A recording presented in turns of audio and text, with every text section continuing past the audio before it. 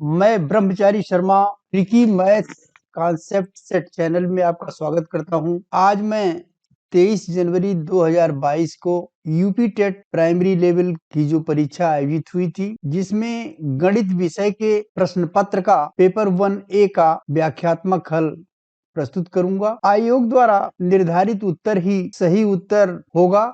मैंने प्रश्नों का एक व्याख्यात्मक हल प्रस्तुत किया है।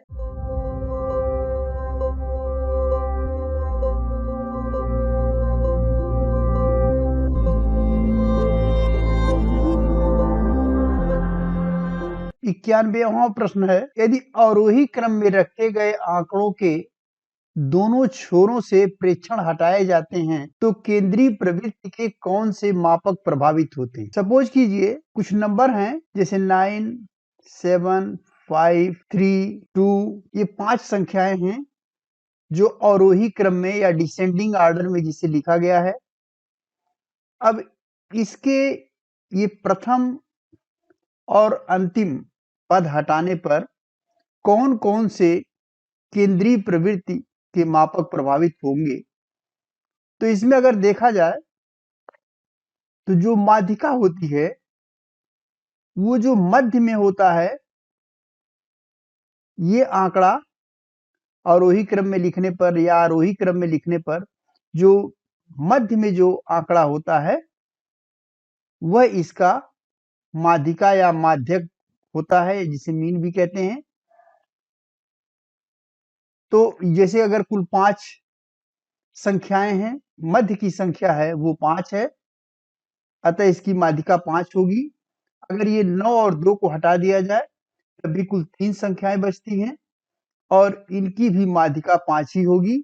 इसलिए दोनों छोरों से अगर हम आंकड़ों को हटा दें तो माध्यिका पर कोई फर्क नहीं पड़ेगा, लेकिन यहाँ पर माध्य और बहुलक दोनों में अंतर आएगा, क्योंकि माध्य बराबर होता है सभी को जोड़ करके जितनी संख्याएं होती है उससे भाग देते हैं, यह सबसे ज्यादा बार आती है वो बहुलक, इसलिए इस पर प्रभाव पड़ेगा। बहुलक और माध्यक पहला उत्तर है, जो कि चूंकि माध्यक भी है, माध्यक पर कोई प्रभाव नहीं पड़ेगा, तो ये नहीं हो सकता। माध्य और बहुलक ही होगा। इसका करेक्ट ऑप्शन 2 होगा। माध्य, माध्यक और बहुलक, इसमें माध्यक नहीं चेंज होगा, इसलिए ये भी उत्तर गलत होगा। और माध्य और माध्यक इसमें माध्यिका है, इसलिए ये भी गलत होगा।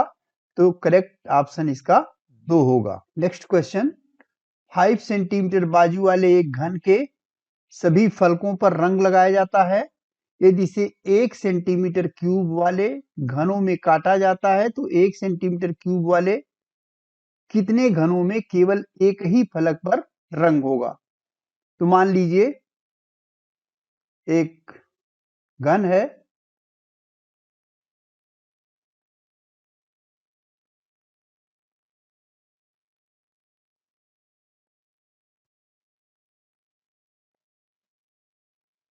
एक फलक ये है, इसको 5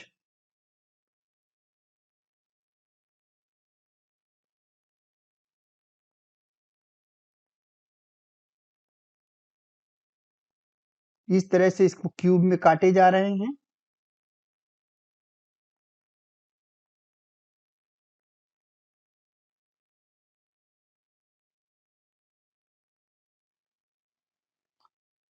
तो इसके सभी फलकों को जब रंग दिया जाएगा तो कितने क्यूब इसके ऐसे होंगे जिसमें एक ही तरफ रंग लगेगा।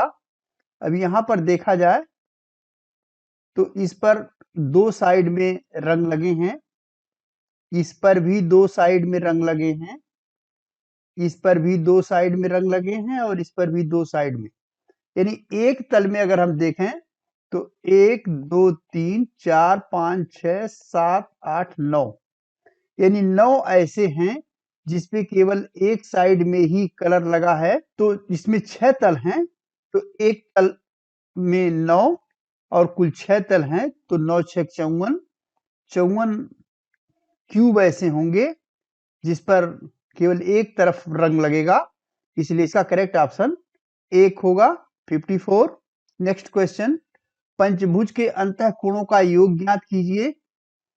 तो पंचभुज के अंतः कोणों का योग जो होता है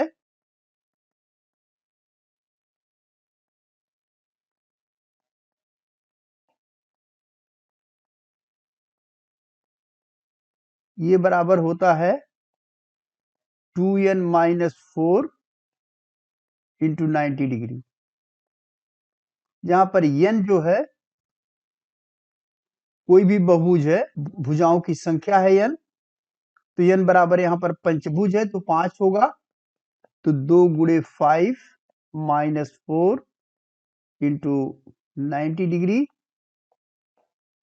और ये बराबर होगा 10 minus 4 into 90 degree,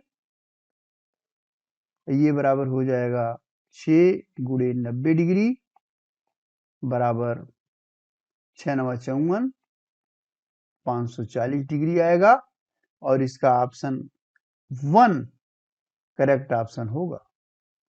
next question है, एक खंबे का 4/7 भाग कीचड़ में धंसा है। जब धंसे हुए भाग का 1/3 भाग बाहर खींचा जाता है तो पाया गया कि 8 मीटर माप का खंभा अभी भी कीचड़ में है। खंबे की पूरी माप क्या होगी? तो खंबे का 4/7 भाग कीचड़ में है और इसका 1/3 भाग बाहर खींचा गया, यानी जो खींचा गया भाग है वो 4/21 हो जाएगा। अभी भी कितना भाग इसका धंसा है? तो 4/7 में से 4/21 घटाया जाएगा तो ये हो जाएगा 21,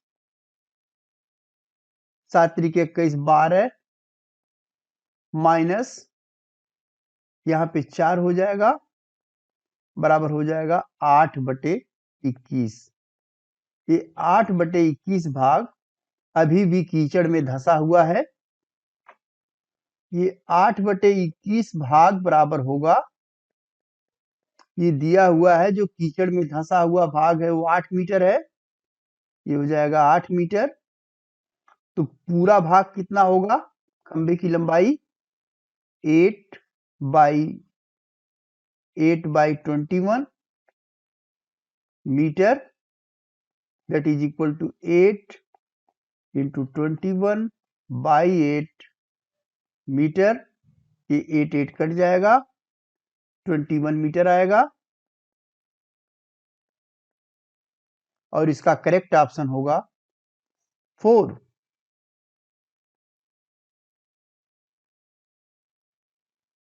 नेक्स्ट क्वेश्चन, ए और बी किसी काम को 12 दिन में करते हैं, तो ए प्लस बी का 1 दिन का काम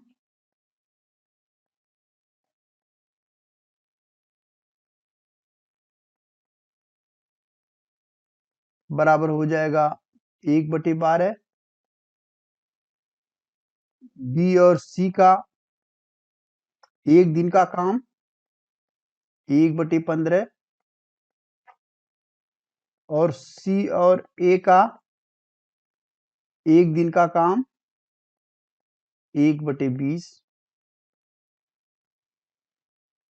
ए बी सी यानी 2a प्लस बी प्लस सी का 1 दिन का काम, ये बराबर हो जाएगा 1/12 प्लस 1/15 प्लस 1/20। इसका एलसीएम 60 हो जाएगा, 12×25 60, 15×4 60, 20×3 60, यानी ये आ जाएगा 5 4 9 3 12/60, 1/5, और ए प्लस बी प्लस सी का 1 दिन का काम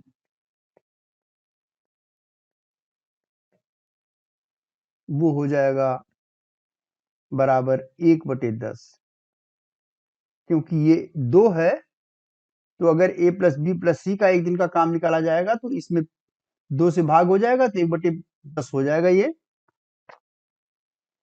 और ए का अकेले का काम निकालना है तो बी प्लस सी का काम घटा दिया जाए, तो इसमें से ए का काम, ए का एक दिन का काम जो होगा वो 1/10 माइनस 1/15, इसका एलसीएम हो जाएगा 30, 10 तिया 30 माइनस 2, 1/30 आएगा। और इसको उलट देंगे हम, ए का एक दिन का काम 1/30 है तो पूरे काम को 30 दिन में करेगा, और इसका ऑप्शन 2 करेक्ट ऑप्शन होगा। नेक्स्ट क्वेश्चन, यदि किसी वस्तु का क्रय मूल्य उसके विक्रय मूल्य का 3/2 है तो लाभ या हानि प्रतिशत में क्या होगा? अगर मान लीजिए विक्रय मूल्य बराबर 100 है तो इसका क्रय मूल्य वो हो जाएगा 100 गुणे 3/2,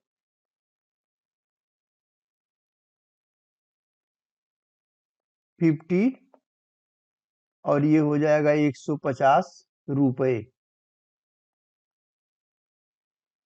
150 रुपया क्रय मूल्य है, विक्रय मूल्य 100 रुपया है, यानी इसको हानि हो रहा है, तो हानि बराबर हो जाएगा 150 माइनस 100 बराबर 50 रुपए हानि होगा इसका। अब 150 रुपए क्रय मूल्य पर हानि होता है इसको 50 रुपए का, तो 100 रुपए क्रय मूल्य अगर हो तो हानि कितना होगा? 50/150 गुणे 100, ये 0 इससे कट जाएगा, 5 तिहाई 15, 5 दूनी 10, ये आ जाएगा 100/3 या 33 सही 1/3% इसे हानि होगी, और इसका करेक्ट ऑप्शन होगा 3, ऑप्शन 3 इसका करेक्ट ऑप्शन होगा। नेक्स्ट क्वेश्चन, 1,21,012 में 12 से भाग दिया जाए तो इस पर शेषफल क्या आएगा? भाग दिया जाए सिंपली 12, एक अंक उतरेगा, और इसमें एक अंक उतारने के बाद इसमें हम 12 से टेबल पढ़ेंगे, भाग नहीं जाएगा तो इसको 0 बार ले जाएंगे, फिर दूसरा अंक उतर जाएगा, पुनः हम इसको काटने की कोशिश करेंगे, 12 का टेबल पढ़ने पर एक बार भी नहीं जा सकता तो फिर 0 बार जाएगा, फिर अगला अंक हम उतारेंगे 12/96,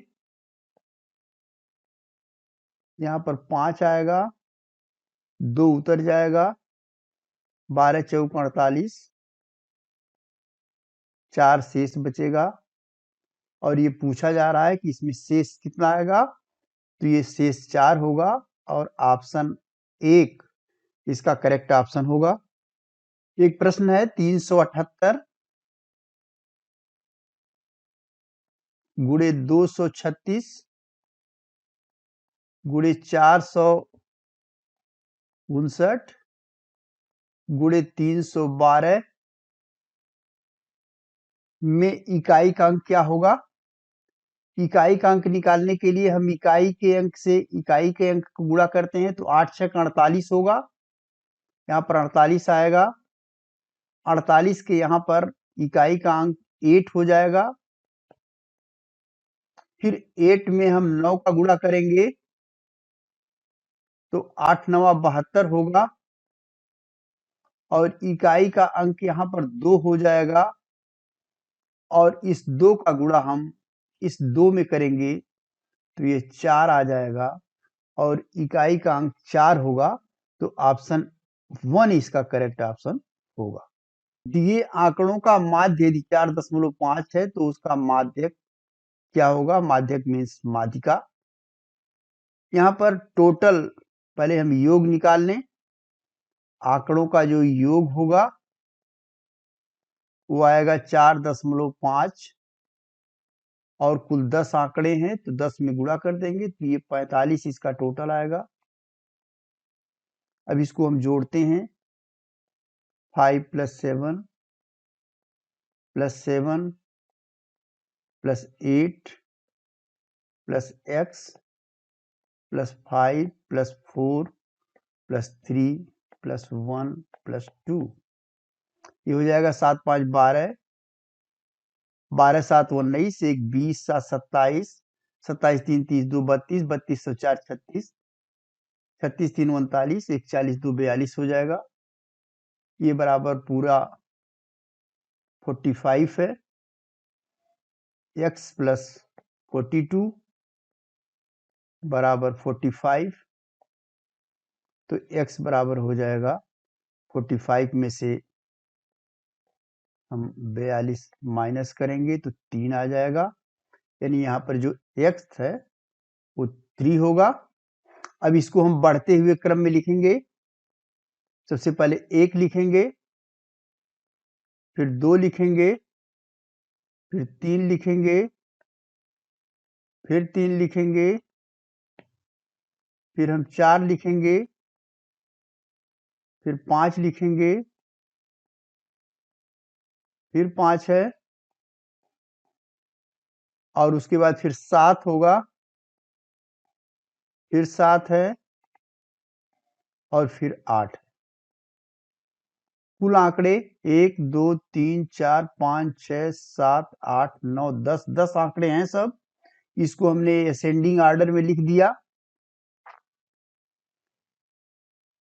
अब इसकी माध्यिका निकालनी है, तो अगर ये पदों की संख्या कुल सम संख्या है 10 है तो 10/2 ये बराबर हो जाएगा 5वां और 6वें पद का योग बटे 2 होगा, तो 5वां पद इसका हो जाएगा,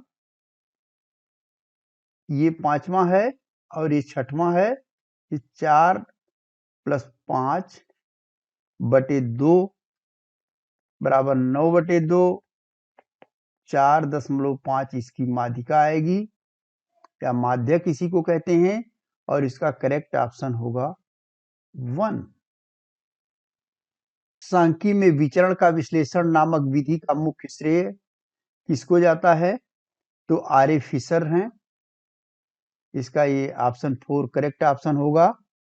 त्रिभुज ABC के मध्य बिंदु क्रमशः DEF हैं। ज्ञात कीजिए निम्न में से कौन सा कथन सत्य है? तो यहाँ पे 4 त्रिभुज हैं, इक्विवेलेंट हैं, 1 2 3 4, तो DEF का जो क्षेत्रफल होगा 1/4 त्रिभुज ABC का चौथाई हिस्सा होगा, यानी ऑप्शन 1 इसका करेक्ट ऑप्शन होगा। किसी दिए गए आंकड़े का समांतर माध्य A हो, ज्यामितीय माध्य G हो, हरात्मक माध्य H हो, तो इसमें से कौन सा रिलेशन सही है?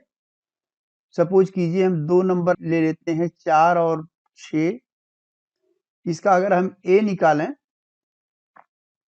तो A बराबर हो जाएगा 4 + 6/2, यानी 10/2 हो जाएगा और ये 5 आंसर आ जाएगा इसका अर्थमेटिक मीन।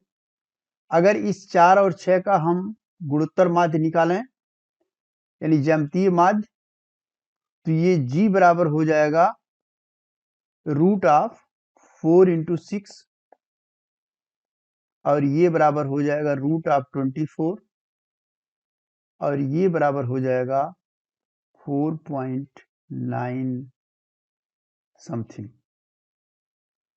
और इसका अगर H निकालना चाहें तो H बराबर होता है 2AB / A + B, तो 2 × 4 × 6 / 4 + 6, ये बराबर हो जाएगा 6 × 4 = 24 दूनी 48 / 10 बराबर 4.8। तो यहाँ आप देख रहे होंगे कि सबसे बड़ा ए है, उसके बाद जी है, उसके बाद एच है, यानी A is greater or equal to G and G is greater or equal to H.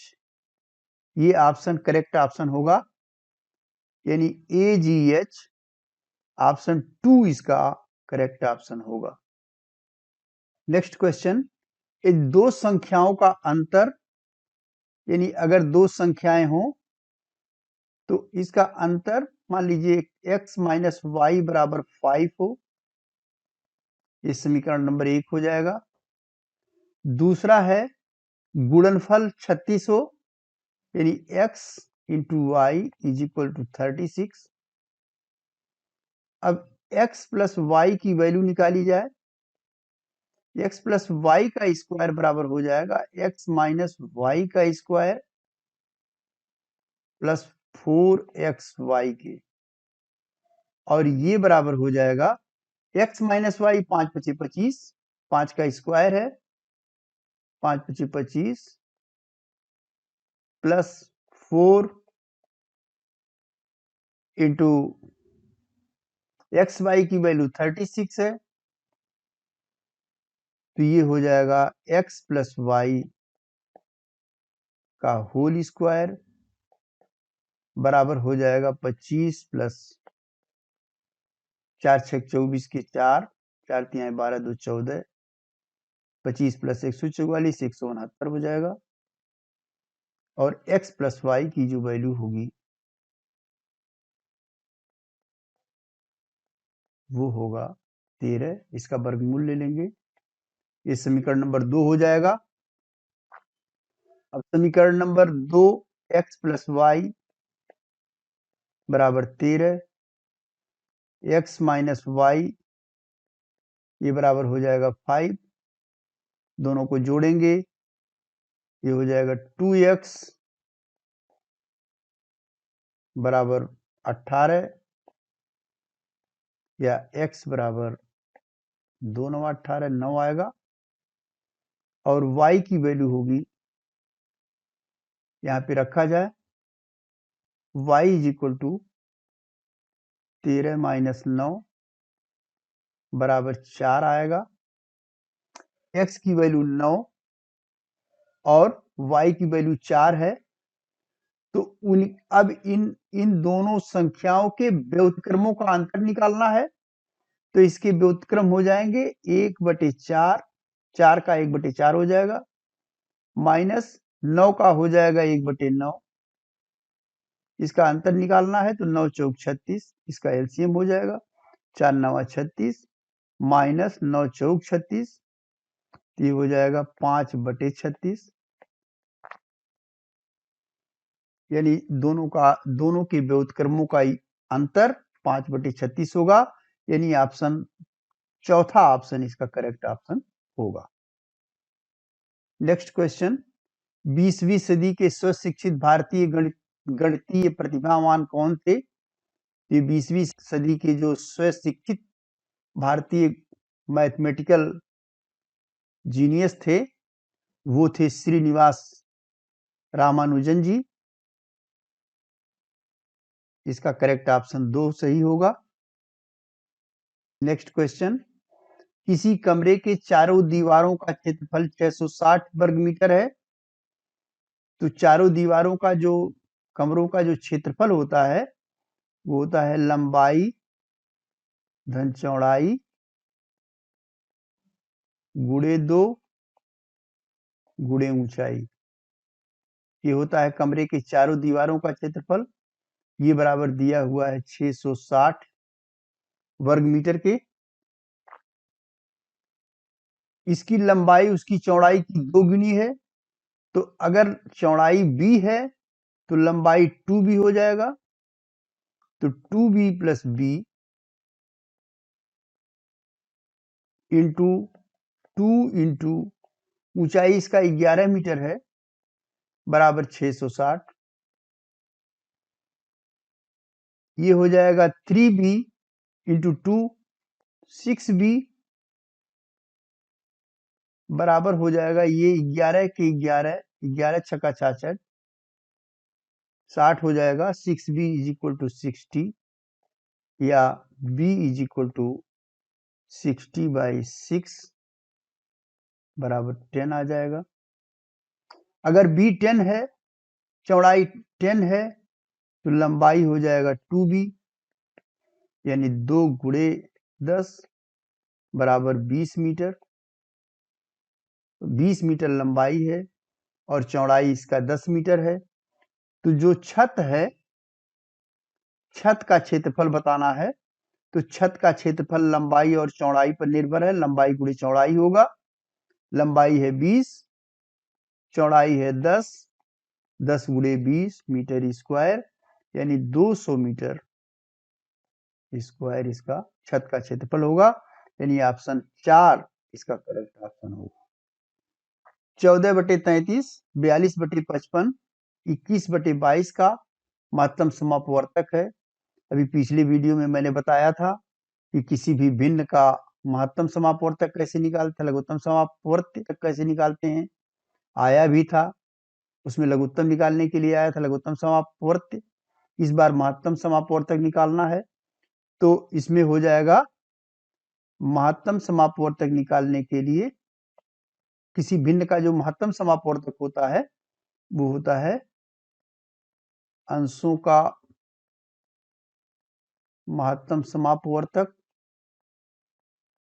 बटे हरों का लघुत्तम समापवर्त। तो अंशों का महत्तम समापवर्तक निकाला जाए। 14, 42, 21 का महत्तम समापवर्तक 7, इसमें कॉमन फैक्टर है सब में। मैक्सिमम जो है HCF इसका 7 होगा। 7 दूनी 14, 7 छक 42, 7 त्रिक 21, तो 7 हो जाएगा। बटे हरों का 33, 55 और 22 का, इसका अगर हम एलसीएम निकालें, पहले फैक्टराइज कर देते हैं। 11 से काट दें, 11 तिया 33, 11 पचे 55, 11 दूनी 22, ये हो जाएगा 5 तिया 15 दूनी 30, 11 गुणे 30, 330 हो जाएगा। यानी 7/330 ये इसका महत्तम समापवर्तक होगा। 7/330 यानी ऑप्शन 4 इसका करेक्ट ऑप्शन होगा। नेक्स्ट क्वेश्चन, 7 + 2√10 का वर्गमूल निकालना है। ये बराबर हो जाएगा, इसको हम 7 को 5 + 2 लिख सकते हैं, +2 10 को लिख सकते हैं √2 × √5 के। ये बराबर हो जाएगा अब √5 का स्क्वायर, 5 √5 का स्क्वायर हो जाएगा। 2 है, ये √2 का स्क्वायर होगा, प्लस 2√2 √5। अगर √5 बराबर हम a मान लें और √2 बराबर हम b मान लें, तो ये हो जाएगा a + b का होल वर्ग, यानी ये हो जाएगा √5 + √2 का होल स्क्वायर हो जाएगा। और ये रूट में है, तो ये इसका स्क्वायर हो जाएगा, तो इसको रूट जब हटाएंगे तो ये आ जाएगा √5 + √2, और इसका करेक्ट ऑप्शन होगा ऑप्शन 2 इसका करेक्ट ऑप्शन होगा। नेक्स्ट क्वेश्चन, एक वर्ग और एक समबाहु त्रिभुज की एक भुजा उभयनिष्ठ है। सपोज कीजिए एक वर्ग है, इसकी एक भुजा इस त्रिभुज की भी भुजा है। त्रिभुज की एक भुजा 4/3 सेंटीमीटर लंबी है। तो अगर ये 4/3 सेंटीमीटर लंबी है, तो सभी भुजाएं 4/3 सेंटीमीटर लंबी होंगी। तो इस पूरी आकृति का परिमाप बताना है। तो इसमें 3 साइड जुड़ेंगे और त्रिभुज के 2 साइड जुड़ेंगे, तो 4/3 1 2 3 4 5 साइड हो जाएंगे। 4/3 सेंटीमीटर सब है, तो 4/3 सेंटीमीटर गुणे 5 हो जाएगा। 5 चौके 20/3 सेंटीमीटर और ये बराबर हो जाएगा 6 सही 2/3 सेंटीमीटर इसका परिमाप हो जाएगा और इसका करेक्ट ऑप्शन 4 होगा। नेक्स्ट क्वेश्चन, निम्नलिखित में से कौन सी संख्या 99 से विभाजित है?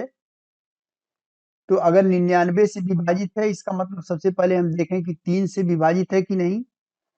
तो 3 से विभाजित के लिए सभी संख्याओं का योग जो है वो 3 से विभाजित होना चाहिए। तो इसको हम जोड़ते हैं, 5 3 8, 8 7 15, 15 2 17, 17 4 21, 21 6 27, इसका योग होता है 27, यानी ये कटेगा, 3 से कट जाएगा ये, तो ये हो सकता है 9 1 10, 3 13, 13 और 4 17, 17 3 20, 3 23, 2 25 होगा। इसका योग ये 3 से नहीं कट सकता, इसलिए ये नहीं हो सकता, इसका आंसर ये नहीं हो सकता।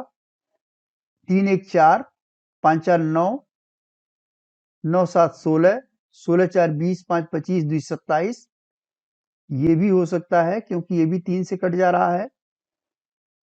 2 4 2 6, 3 9, 9 4 13, 13 5 18, ये भी कट रहा है, तो ये भी हो सकता है। यानी इसके 3 ऑप्शन में से कोई ऑप्शन हो सकते हैं। अब हम 11 का देखेंगे, यानी 3 गुणे 3 गुणे 11 का फैक्टर होगा ये, यानी 11 से भी डिवाइड होगा ये। तो 11 से डिवाइड के लिए हम जानते हैं कि जो 8 पोजीशन पे जो नंबर हैं वो हम जोड़ते हैं, तो ये हो जाएगा 3 7 3 10, 10 4 14, 14 6 20। इवन पोजीशन पे जो नंबर हैं ये हो जाएगा 5 2 7, 20 में से 7 घटाएंगे तो ये आ जाएगा 20 माइनस 7, 13 आ जाएगा। 13 11 से नहीं कटेगा, इसलिए ऑप्शन नहीं हो सकता। अब हम तीसरा ऑप्शन देखेंगे, यहाँ पर 8 पोजीशन पर 1 है, 5 है, 9 है, तो 5 1 6, 9 3 12, 3 15, 15 हो जाएगा। इसका 3 है, 7 है, 2 है इवन पोजीशन पर, तो इसको जोड़ेंगे, 3 7 3 10 2 12, 15 में से 12 माइनस करेंगे, 3 आएगा। 3 जो है 11 से नहीं कट सकता, इसलिए ये भी आंसर नहीं होगा। अब बचता है 11 43 45, इसके हम 8 नंबर पर जाएंगे, 1 4 4, तो ये हो जाएगा 4 1 5, 5 4 9, और ये है 1 3 5, 5 4 9, ये 9 माइनस 9 बराबर 0 आ गया, यानी ये 11 से कट जाएगा, इसलिए करेक्ट ऑप्शन इसका चौथा होगा। नेक्स्ट क्वेश्चन, पाई क्या है? तो पाई एक अपरिमेय संख्या है। पाई एक अपरिमेय संख्या है। नेक्स्ट क्वेश्चन है 10 टू द पावर 3x बराबर है 125। 125 को हम लिख सकते हैं 5 टू द पावर 3। अब दोनों की पावर 1/3 अगर हम कर दें तो ये हो जाएगा 10 to the power 3x power 1/3, इसके भी कर दें। 5 टू द पावर 1/3 है, पावर इसके भी 1/3 कर दें, तो ये 3 कट जाएगा, ये 3 कट जाएगा, 10 to the power x is equal to हो जाएगा 5 के, दोनों का स्क्वायर अगर हम कर दें तो 10 टू द पावर 2x बराबर 25 हो जाएगा। अगर इसको हम पलट दें, बटे 1 है, बटे 1 है, उलट दिया जाए तो ये हो जाएगा 1 बटे 10 टू द पावर 2x, ये बराबर हो जाएगा 1 बटे 25। 1 बटे 10 टू द पावर 2x को ही 10 टू द पावर -2x कहते हैं, ये बराबर हो जाएगा 1 बटे 25 के। और ये 10 टू द पावर -2x पूछा गया है, 1 बटे 25 आएगा और इसका करेक्ट ऑप्शन 1 करेक्ट ऑप्शन होगा। इस प्रश्न में 16,075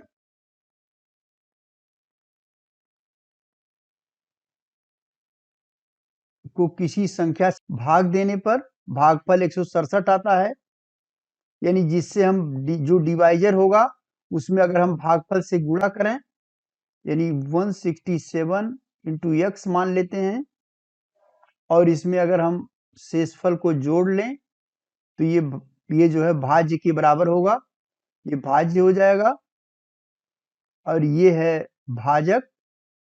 ये आंसर आया भागफल और प्लस शेषफल 167x बराबर 16,075 माइनस 43, इसको घटाएंगे तो 5 में से 3 गया 2, 7 में से 4 गया 3 और 160। अब x की वैल्यू निकालनी है, x बराबर हो जाएगा 16032 डिवाइडेड बाय 167।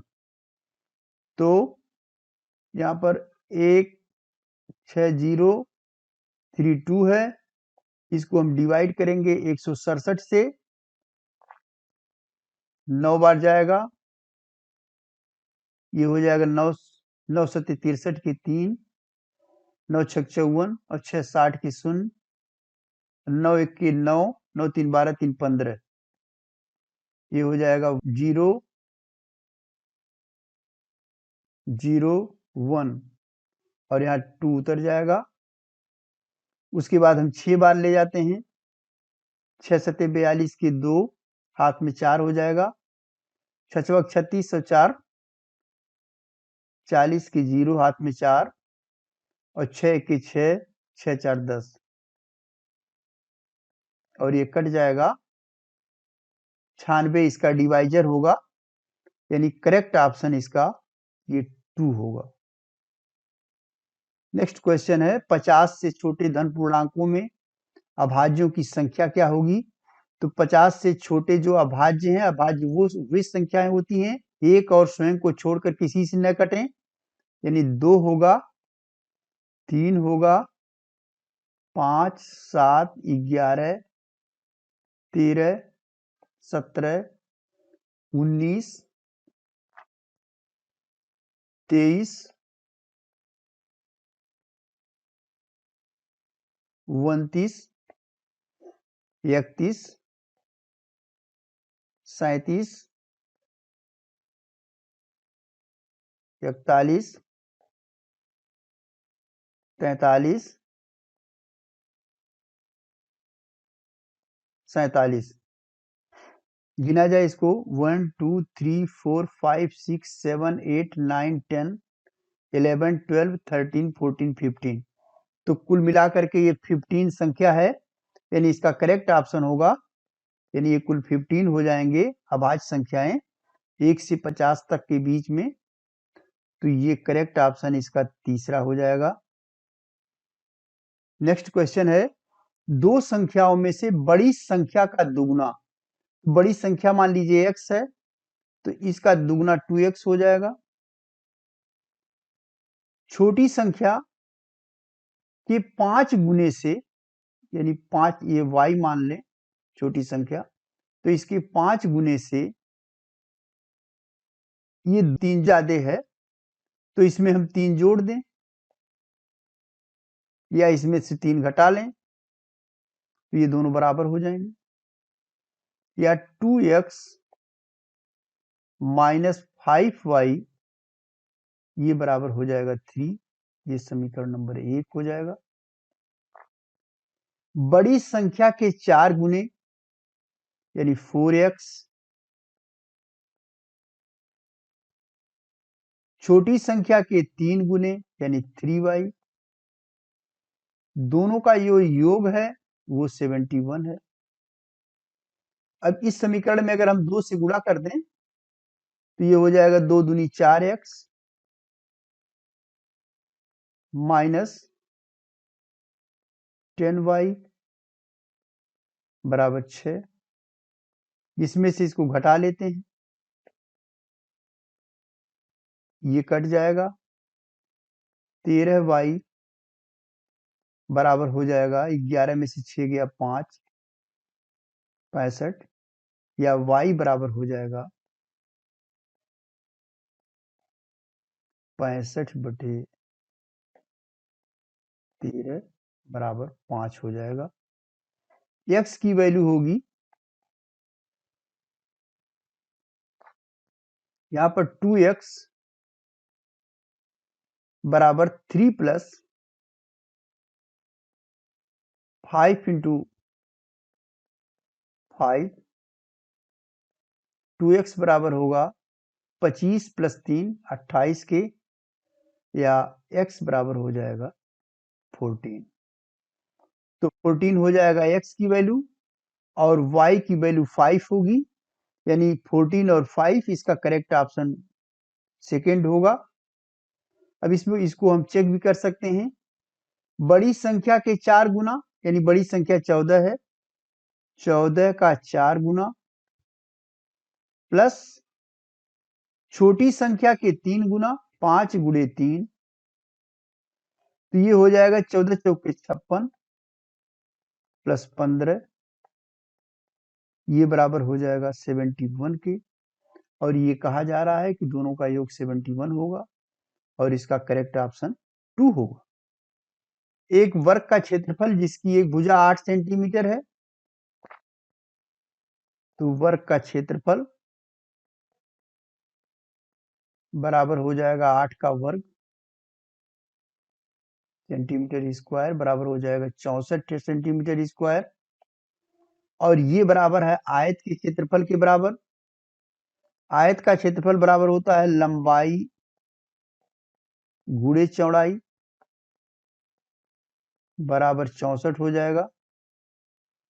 लंबाई 16 दिया हुआ है, चौड़ाई निकालनी है बराबर 64, या चौड़ाई बराबर हो जाएगा 64/16, 16 चौके 64, 4 आ जाएगा, यानी 4 सेंटीमीटर इसकी चौड़ाई हो जाएगी, यानी इसका ऑप्शन चौथा ऑप्शन इसका करेक्ट ऑप्शन होगा। यदि a/3 बराबर b/4 बराबर c/7 है, इसके बराबर अगर हम k मान लें तो a बराबर हो जाएगा 3 के, b बराबर हो जाएगा 4 के, और c बराबर हो जाएगा 7 के। a plus b plus c by c यानी 3 के प्लस 4 के प्लस 7 के बटे c की वैल्यू है 7 के, ये बराबर हो जाएगा 14 के बटे 7 के, ये k से कट जाएगा, और 7 दूनी 14 यानी 2 आएगा। इसका करेक्ट ऑप्शन होगा ऑप्शन 2। नेक्स्ट क्वेश्चन है 5 जनवरी 1991 को शनिवार था, तो 3 मार्च 92 को सप्ताह का कौन सा दिन होगा। तो सबसे पहले हम ये देखेंगे कि अतिरिक्त दिन कितने हुए। अतिरिक्त दिन के लिए अगर हम 1992 देखें तो 1900 में सबसे पहले हम 1600 देखेंगे, 1600 में अतिरिक्त दिन जो है 0 होंगे। 400, 800, 1200, 1600 में अतिरिक्त दिनों की संख्या 0 होती है, तो 1600 में 0 हो जाएगा। अब 300 वर्ष ये हो जाएगा, तो 100 वर्ष में होता है 5 दिन, तो 300 वर्ष में हो जाएगा 15 दिन। 15 दिन को अगर हम 7 से डिवाइड करेंगे तो आ जाएगा अतिरिक्त दिन, यानी 2 सप्ताह 1 दिन बचेगा, यानी अतिरिक्त दिन हो जाएगा 1 दिन। 1 दिन इसका अतिरिक्त दिन होएगा। अब 92 है, तो पहले हम 91 तक देखें। 91 वर्ष है। 91 वर्ष में सबसे पहले हम इसमें ये देखेंगे कि इसमें लीप ईयर कितने हैं। तो 4 से भाग देंगे तो 22 चौक 88, 22 वर्ष जो है ये लीप ईयर हो जाएंगे इसके, और 69 जो है इसके 69 वर्ष साधारण वर्ष हो जाएंगे।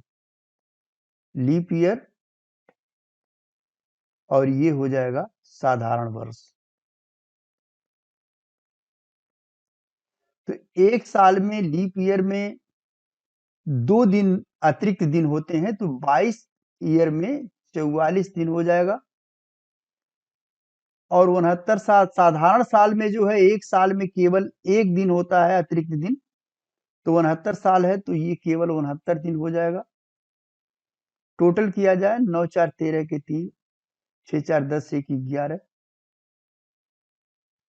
और इसको अगर हम 7 से भाग दे दें तो 7 1 के 7, 4 3, 7 6 42, शेष 1 दिन बचा, यानी 16 सप्ताह 1 दिन, यानी इसमें जो अतिरिक्त दिन निकल के आया 91 वर्ष में, वो आया 1 दिन।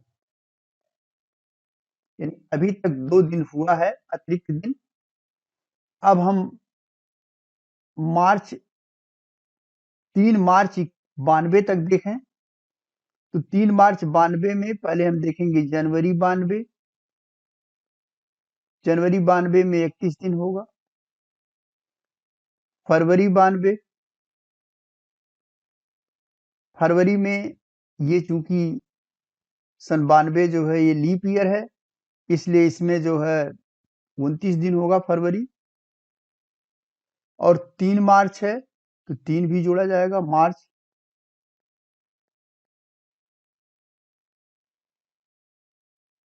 तीन मार्च 92, तो 3 दिन ये हो जाएगा। कुल टोटल हो जाएगा 9 1 10 3 13 के 3, 3 2 5 1 6, और 7 से इसे डिवाइड करेंगे तो 7 9 63, 9 सप्ताह आएगा, यानी इसमें 0 दिन हो जाएंगे। तो कुल अतिरिक्त दिनों की संख्या 2 दिन आया। इसी से डिसाइड होता है कि इस दिन कौन सा दिन होगा। अतिरिक्त दिनों को देख करके हम बताते हैं। तो यदि रविवार है तो 0 आएगा अतिरिक्त दिन। सोमवार है तो 1 होता है। मंगलवार है तो 2 दिन होगा। बुधवार है तो 3 दिन होगा। बृहस्पति है तो 4 दिन होगा। शुक्र है तो 5 दिन होगा। अगर शनि है तो 6 दिन अतिरिक्त दिन होगा। तो यहाँ पर 2 अतिरिक्त दिन आ रहा है, इसलिए ये जो है मंगलवार पड़ेगा इस दिन को, इस तारीख को। तो ये मंगलवार इसका ऑप्शन 1 जो है करेक्ट ऑप्शन होगा। इसे हल करना है तो 1/3 पावर -3 है, -1/4 पावर -2 है,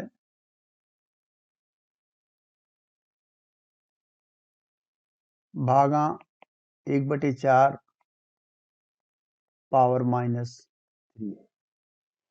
तो यहाँ पर अगर हम 1/3 की पावर -3 है तो ये हो जाएगा 3 टू द पावर -1 पावर -3, यानी 3 to the power -1 into -3 minus 4 to the power -1 into -2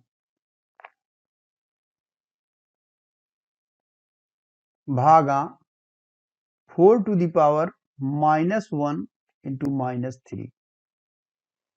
ये हो जाएगा 3 to the power cube minus 4 to the power 2 भागा 4 टू द पावर क्यूब की। इसको हल करेंगे 3 त्रिका 9 त्रिक 27 माइनस 16 बटे 4 चौके 16 चौके 64।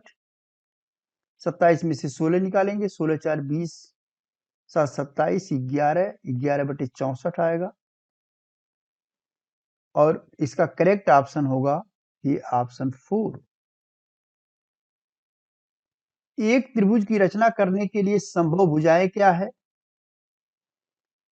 इसके लिए यह आवश्यक है, अगर त्रिभुज की 3 भुजाएं हैं तो तीनों भुजाओं में जो सबसे बड़ी भुजा है, इससे पहला ऑप्शन अगर लिया जाए तो सबसे बड़ी भुजा इसकी है 6.3 सेंटीमीटर।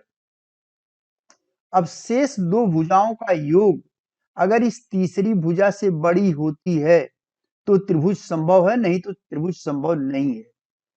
तो ये जो है दो भुजाएं हम इसको जोड़ेंगे, शेष दो भुजाएं 5.9 प्लस 4.6 ये हो जाएगा 15 के 5 5 4 9 1 10, यानी दोनों भुजाओं का जो योग आया ये तीसरी भुजा से बड़ा है, इसलिए यह त्रिभुज संभव है और यही करेक्ट ऑप्शन होगा। फिर भी इसको भी हम चेक करते हैं दूसरे को।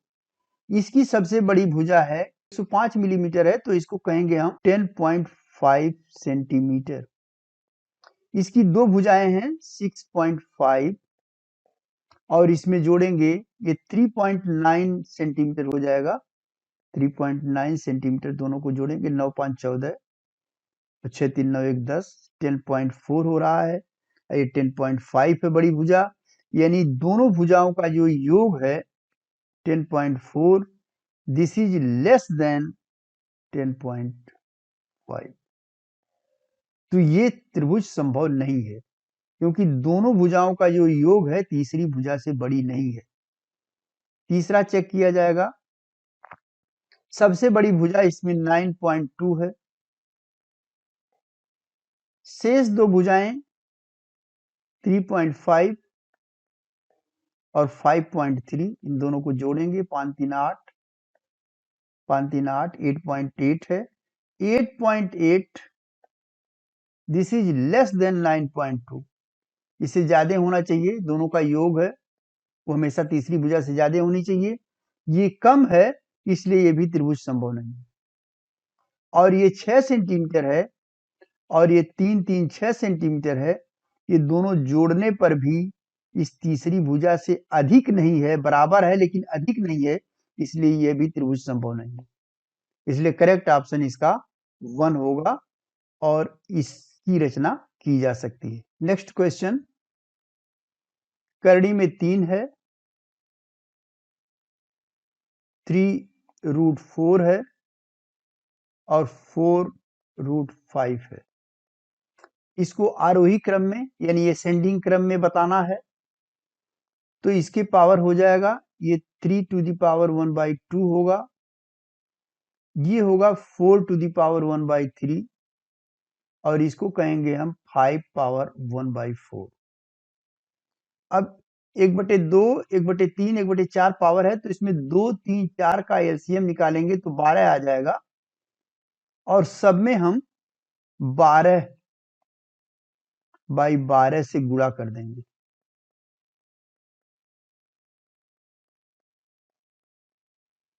ये हो जाएगा 2 छक 12 यानी 3 टू द पावर 6 पावर 1/12। ये हो जाएगा 3 चौके 12 यानी 4 टू द पावर 4 पावर 1/12 और ये हो जाएगा 4 तिहाई 12 यानी 5 क्यूब पावर 1/12।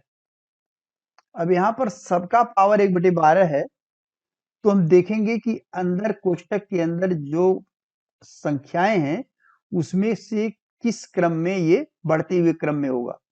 तो ये हो जाएगा 3 गुणे 3 गुणे 3 गुणे 3 गुणे 3 गुणे 3, 3 त्रिका 9 त्रिक 27, 3 त्रिका 9 त्रिक 27, और ये पावर हो जाएगा 1/12 की।